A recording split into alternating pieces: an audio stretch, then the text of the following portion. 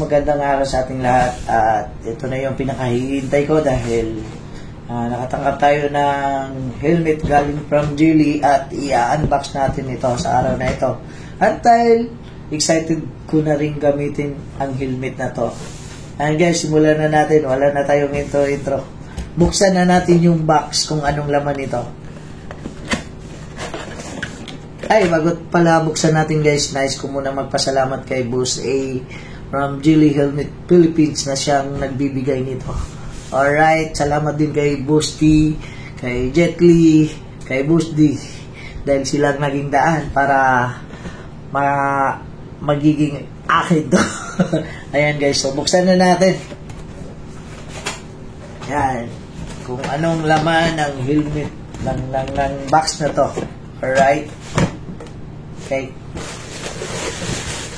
So, ito. Spoiler. Tanggalin natin yung plastic para makita nyo talaga. Ito yung spoiler niya. Ito. Ayan.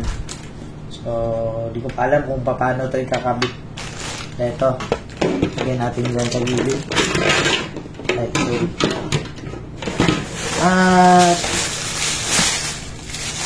visor. Ayan, tingnan nyo guys. Ito yung visor na sa tingin ko libre ito. Libre yung visor. Ayan. Napakaganda. Ito yung mga paborito kong color.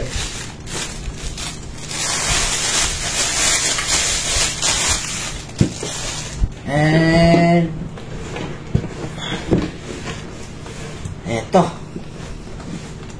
Ay, parang may naano ako guys. Nahawakan sa ilalim. Ito muna yung bubunutin natin may libre pala siyang GB10 intercom. Ayan, wow, napakaganda nito. Tsaka na natin buksan. Papakita ko sa inyo on our next video kung paano ito ikakabit. And the last one, may kasama siyang lagayan ng helmet. Ito. Oh, ito yung helmet. Celeste Carbon. Wow! Thank you, Boss A. Oh, napakagandang helmet nito, guys. Tingnan nyo. Ayan. Ayan. May clear lens, clear visor siya. So, yung isa, free. Ito, clear. Tapos, buksan natin. Parang naka-dual visor to. Paano ba to? Bubuksan. Nasa gilid natin. Hindi ko alam kung paano bubuksan tong dual visor na to. Sa tingin. Kasi yung ito, hindi rin. Tulungan nyo ako. Paano to?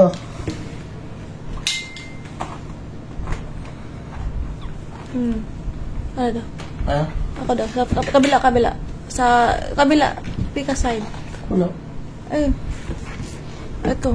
Ito. Ito pala guys. Ito yung button niya para yan. Ganyan na pa yan. Pala yan. Kasi naano ako sa Astral eh. Yung Astral dito. Ito pala yung paglabas ng yan. Smoke cleanse. Yan. Naka-dual visor siya. Tapos naka quick release. Wow. Ganda. Mas gusto ko yung quick release kaysa double D.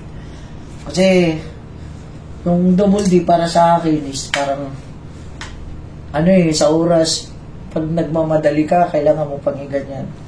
Pero mas gusto ko talaga to kaysa double D, yung quick release. Ayan, yung nakagandahan yan. At saka napakaganda dahil may libre na siyang intercom. Kaya carbon helmet. Dalawang klase nga pala tong Celeste guys. Yung design niya, ilalagay ko na lang sa comment section kung anong mga design. Anong klaseng Celeste, anong klaseng carbon helmet na meron to. Ayan.